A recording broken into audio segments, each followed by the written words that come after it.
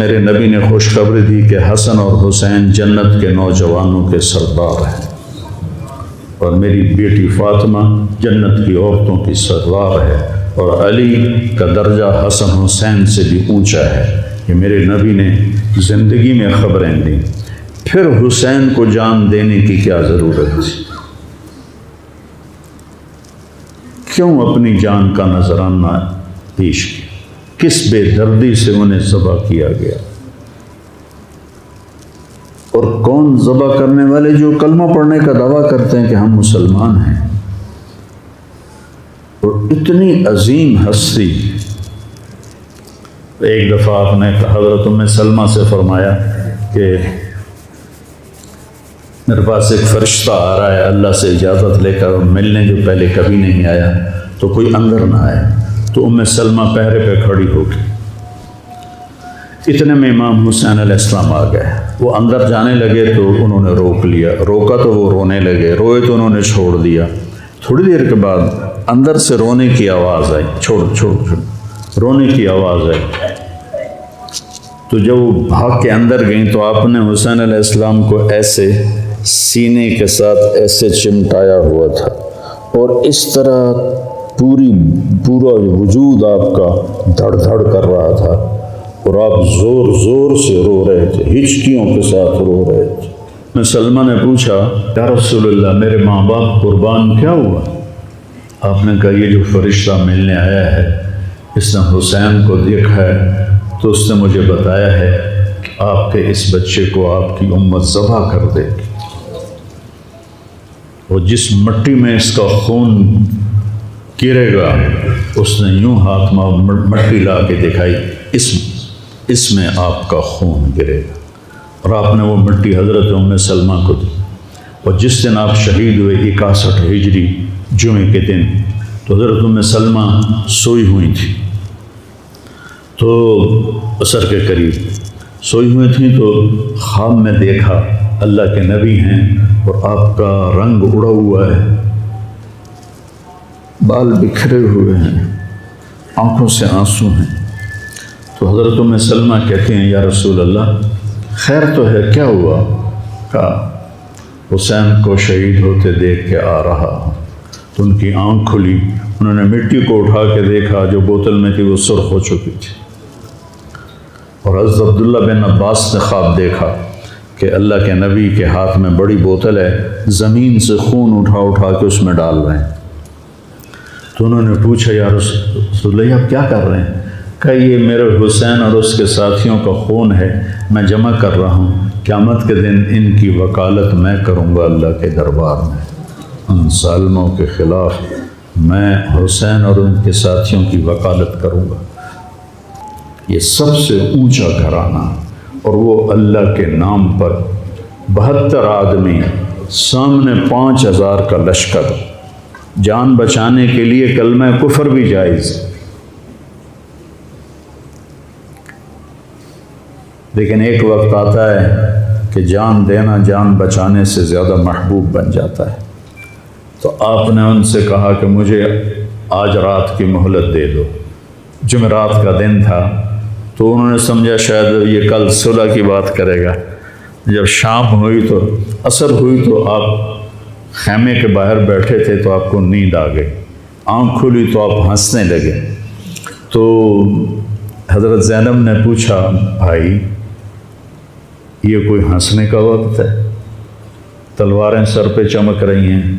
کہنے لگے بہن اللہ کے نبی خواب میں آئے ہیں اور کہہ رہے ہیں بیٹا میں تمہیں لینے کے لیے آ چکا۔ جن کو لینے کے لیے نبی آئے، کیا پروٹوکول ہے؟ آپ لوگوں یہ افسروں کے لیے پروٹوکول نہیں لگتا؟ کیا پروٹوکول لگا ہے کہ میرا نبی فرشتوں کے ساتھ، صحابہ کے ساتھ آ کے حسین کا استقبال کر رہا ہے۔ تو آپ نے اپنے سارے ساتھیوں کو اکٹھا کیا رات کو، کہا دیکھو انہیں صرف میری جان مطلوب ہے، وہ مجھے قتل کرنا چاہتے ہیں، تمہیں نہیں، تم تو میری طفیل میں مارے جاؤ گے۔ تو ایسا ہے میں تمہیں اجازت دیتا ہوں، تم رات کے اندھیرے میں سب نکل جاؤ، میں اکیلا اپنے اللہ کے پاس حاضر ہو جاؤں گا۔ تو سب نے کہا کہ ہمارا جینا بھی آل رسول کے ساتھ ہے اور مرنا بھی آل رسول کے ساتھ، تیرے بغیر ہماری بھی کوئی زندگی نہیں۔ سعید بن عبداللہ ایک نوجوان تھے، وہ کھڑے ہو کے کہنے لگے، اے حسین، میری ایک جان ہے جو ایک وار میں ختم ہو جائے گی، کاش میرے پاس 100 جانیں ہوتیں اور میں ہر جان تیرے اوپر قربان کرتا چلا جاتا، بل ہم تمہیں چھوڑ کے جائیں گے۔ تو وہ رات سب نے جاگتے گزاری اور نفلوں میں، دعاؤں میں، رونے دھونے میں۔ صبح آپ نے اپنے لشکر کو ترتیب دیا، 72 لوگ تھے، 42 گھوڑ سوار تھے اور 30 پیدل تھے۔ تو آپ نے رائٹ سائڈ کا جھنڈا دیا زہیر کو اور لیفٹ کا جھنڈا دیا حبیب کو، اور درمیان میں جھنڈا دیا اپنے بھائی حضرت عباس کو، جو عباس علمدار کہلاتے ہیں، ان کو جھنڈا دیا۔ اور پھر انہوں نے کہا، دیکھو ہم اب ایک امت ہیں، ایک ملت ہیں، ایک کلمے والے ہیں، لیکن اگر تلوار نکل گئی تو تم ملت سے خارج ہو جاؤ گے، تم نبی کے نواسے کو قتل کر رہے ہو، میں نے کبھی کسی کو بے گناہ قتل نہیں کیا، تم کس جرم میں مجھے قتل کر رہے ہو؟ تو شمر کہنے لگا، ہم نے تمہیں قتل کرنا ہے۔ تو کہنے لگے، صدق اللہ و رسولہ، سچ کہا اللہ اس کے رسول نے۔ ساتھیوں نے پوچھا، جی کیا کہا؟ کہا میرے نبی نے کہا تھا، میں ایک کتا دیکھ رہا ہوں جو کالا اور چٹا ہے، وہ میری اولاد کا خون چاٹ رہا ہے۔ تو شمر کو برس پھل بیری ہو گئی تھی، وہ کالے سیاہ رنگ کا تھا، تو اس کے چہرے پر کالے چٹے داغ، بدن پہ کالے چٹے داغ، تو آپ نے کہا یہ وہ کتا ہے جو ہمارا خون پیے گا۔ تو جب اس نے کہا ہم تمہیں قتل کریں گے، تو آپ ہنس پڑے، سبحان، کہنے اب الموت تخوف، دیکھو کو مجھے موت سے ڈراتا ہے، موت میں تو ہماری راحت چھپی ہوئی ہے۔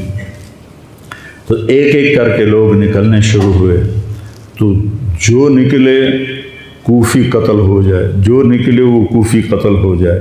تو شمر نے بکواس کی، مرن واسطے آئیں، انہوں ساڑھے سارے نو مار دے ہونا ہے، ان کو کٹھے حملہ کرو ان پر، اور پہلے ان کے گھوڑے قتل کرو۔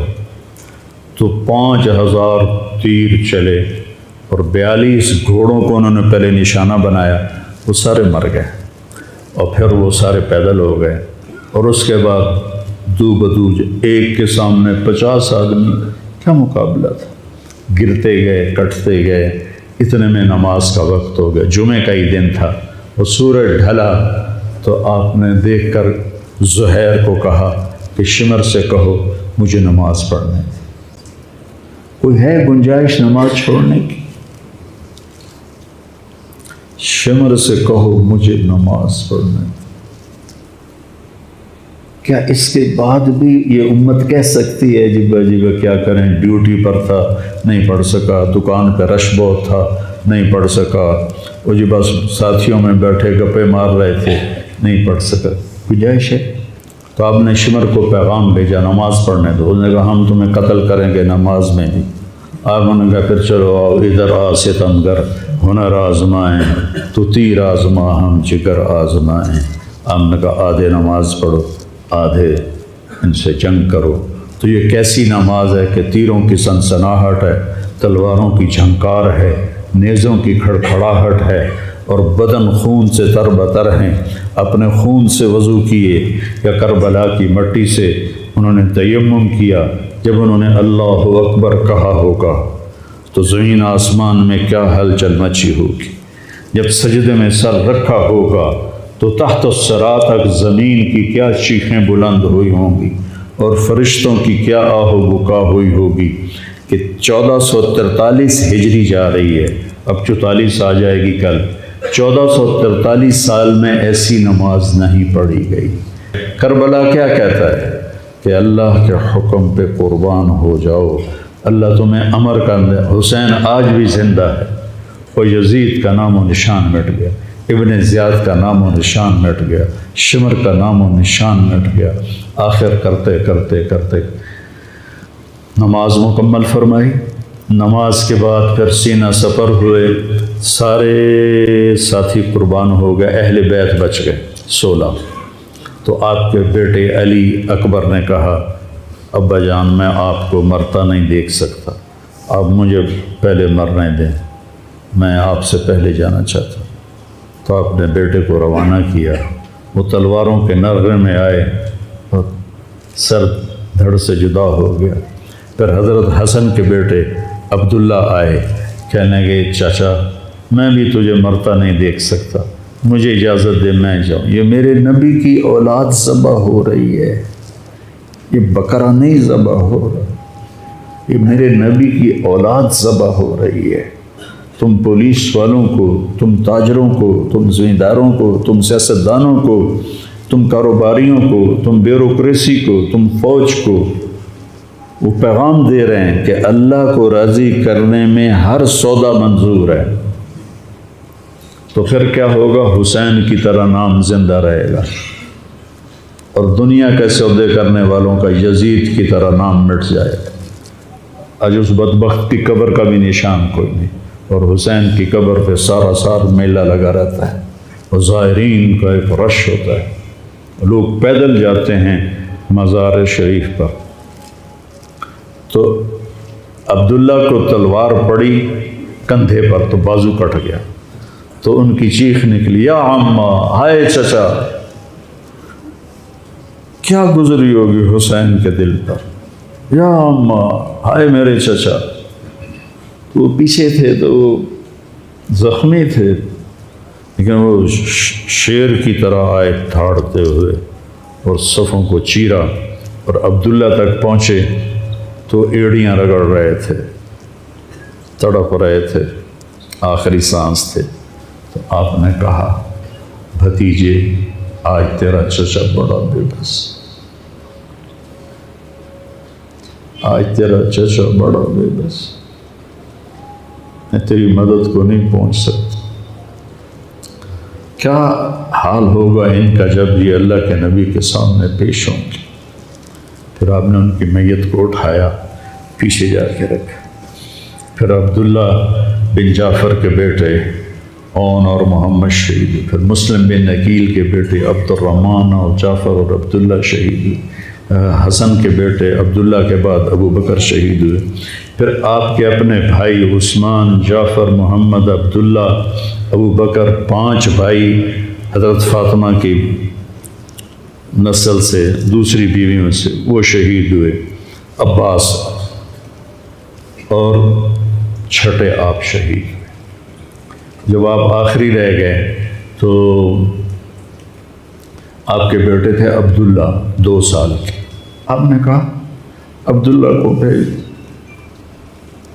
اس کو ایک دفعہ پیار کر لیا، 2 برس کا بچہ، ہم نے اس کو سینے سے لگا، اس کو پیار کیا، اور اس کو جھولے میں بٹھا کر اس کو ایسے دیکھ رہے تھے کہ کوفی لشکر سے ابن الموقد ایک سپاہی تھا، اس نے نشانہ لگا کر جو تیر چلایا، تیر خطا بھی ہو سکتا تھا، لیکن وہ یہاں آ کے لگا، یا اور گردن کے پار ہو گیا، اور عبداللہ کی چیخ بھی نہ نکل سکی، اور یوں گردن ڈھلک گئی۔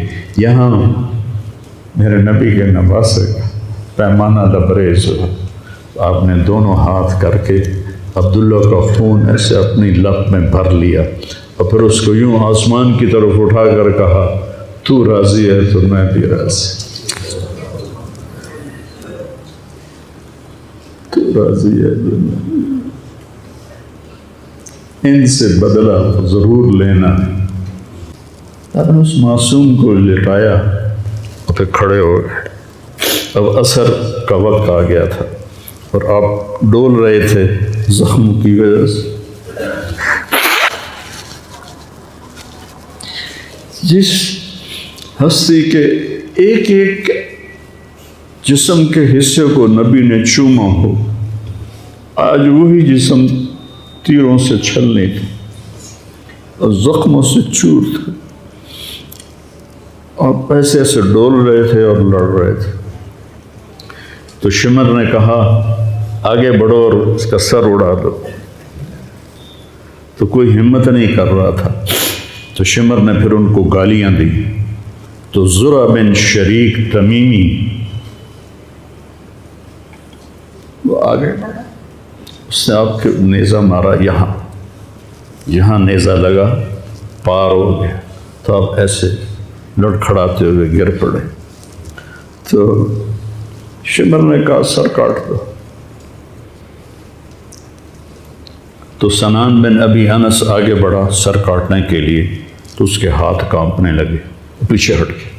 تو خولہ بن یزید نے اس کو گالیاں نکالی اور آگے بڑھ کر خنجر نکالا، سر کاٹ، جس گردن کے بوسے میرے نبی نے لیے، اس کو یوں سینے سے لگایا تھا، اس کا سر کاٹ دیا۔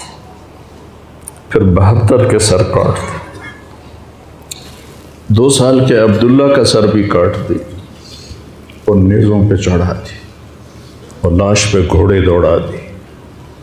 تو جب ہم اپنی عورتوں کو پردوں میں لے کے چلتے ہیں،